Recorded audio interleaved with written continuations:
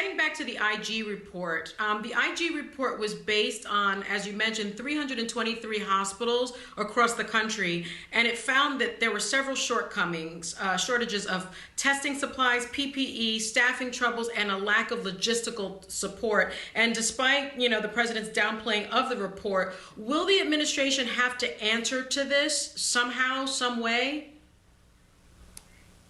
Well, first of all, I think there is going to be an accounting ultimately when this is over. There'll be something like the 9/11 Commission that will look at how the first warnings were responded to, how the president responded, how his coronavirus task force dealt with it. And I think that there'll be a lot of questions to be asked, including the ones that are raised by that very important Inspector General report. The real question now is, what are they doing to fix those problems in the midst of the crisis? And on testing, which has been a massive frustration, that there have been some advances in the last few days. Obviously, Abbott Laboratories has this test now that can give you results in 15 minutes. It's not available widely yet, but they say there are 18,000 machines that are going out there that can all do lots and lots of tests. So maybe they'll get this eventually up and running the way it should be. But there have been clear shortcomings. And the one consistent thing for all the inconsistencies in the president's response to this,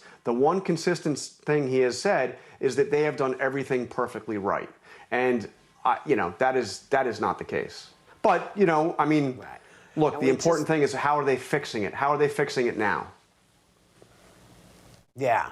And we also just learned that the White House press secretary, Stephanie Grisham, is leaving the job without ever having briefed the press. Why? Any idea?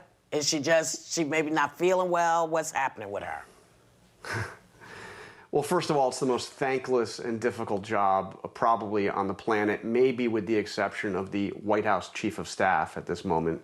Look, Stephanie Grisham not only never did a briefing, I am not sure, I could be corrected on this, but I know I never witnessed it. I never witnessed her actually stepping foot into the briefing room, let alone hold a briefing. She had a very difficult job because the president sees himself as his own spokesperson, his own press secretary.